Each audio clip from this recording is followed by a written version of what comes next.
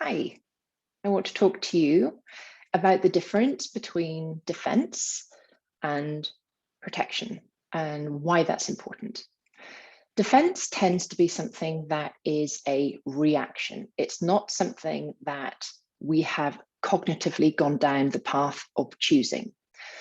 Obviously, there are brackets to this. If we are talking about being in war, defense may be something that has been proactively considered, but I'm talking about it within ourselves. So defensiveness is usually a reaction to when we believe we are being attacked, and that could be psychologically, it could be emotionally, it could be physically. It's not a bad thing. There are really good reasons why the defense reaction exists within us, and it is to protect us. But very often these defense strategies are strategies that we developed when we were borrowing other people's mental models in the world. They have been used as survival strategies in our life, successfully enough for us to still be alive right now. And therefore our brain and our body think that these are the things that have kept us alive. Therefore we should hold on to them really strongly, really tightly. This level of defensiveness can also be recognized in righteousness, in dogma, in people who believe that their position is the position. There's no other way that something could be considered. If we look at protection, again, we're talking about this internally. How I like to think about protection is understanding the defensive strategies of our life and looking at them as a grown-up with a brain and a body that can make our own strategies up, who can understand the world as it is true to us now. How would we like to protect ourselves? How would we like to show up in the world and take care of ourselves at the same time? Protection doesn't anticipate an attack, and it isn't a reaction to an attack. Protection is awareness of what may happen in the world, because the world is a place that has things happen in it. And knowing that something may happen, for example, if I'm in a car, I may have a car crash. I'm not going around all the time defending the position of me being in a car.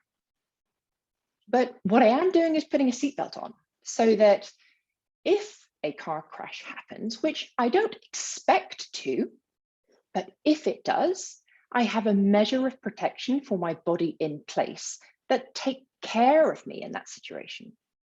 So protection is something when we can see the world, we know how close to something that may cause us damage we would like to go. And I hope you can hear the difference. I like to think of it as like defensive is like this, and it may also look like attack, but it's on the back foot. Whereas protection is something that calmly we put in place before we move into an environment with awareness of the world as it is and us as we are. And I think it's really important to know the difference, because very often people think, well, hang on a minute, if I'm not having all of my defensive strategies that have worked really well for me so far, then I'm vulnerable, I'm naked. I use the expression of running down the middle of Main Street, naked into oncoming traffic. And that's never the case, and certainly not when you are moving closer to your authentic self, to the you who you know to be true. We want to protect that. We want to treat it kindly, as we would do a baby or a sapling. We wouldn't leave a baby out in the sun, just as we wouldn't leave a sapling out in the sun. The sun isn't a problem. The sun exists and the sun is part of life, but too early on, it could be damaging. So when you move closer to your authentic self, I'd love you to think about the protection that you would like to put in place. And it could be, for example, that protection is, I show this part of me with these people. And that doesn't mean that you are hiding, defending defensively from others. It means you're choosing where to express, where to expand. You're considering your safety from an adult, calm brain and you're choosing where you want to put the cones around any potential danger.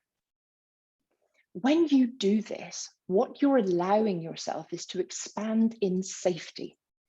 You're allowing yourself the knowledge of the fact that danger exists in the world. That's why we have fear. But that not all dangers are the same. Not all dangers are actual dangers. Some of them are perceived. And we don't have to react to all dangers in the same way. We get to respond based on our awareness of the situation as a grown-up. We get to put protection in place that serves us, and we get to change our mind. If something happens at that level of protection, maybe you decide, oh, actually, I want to pull back from that a little bit. That's okay. You get to change your mind.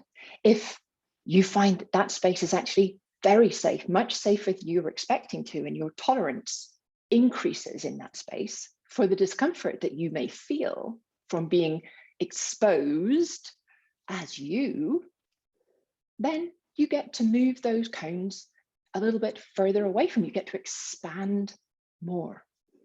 So I hope that this shows you how valuable it is to really look at the strategies that you're using if you're using defensive strategies, particularly if they are coming from a childhood where they helped you survive. If you have higgles and piggles in your childhood that you want to grab a hold of these strategies and keep them really close, really tight, you believe that these strategies were the things that kept you safe, I think it would be curious, if nothing else, for you to take a loving, calm, spacious look at those and see if they're really serving you. Or could you be better served by looking to the world as it is right now, when you're calm, filled with love for you, and deciding where you'd like to put some protection in place so that you can be as much of you as you wish to, wherever you want to.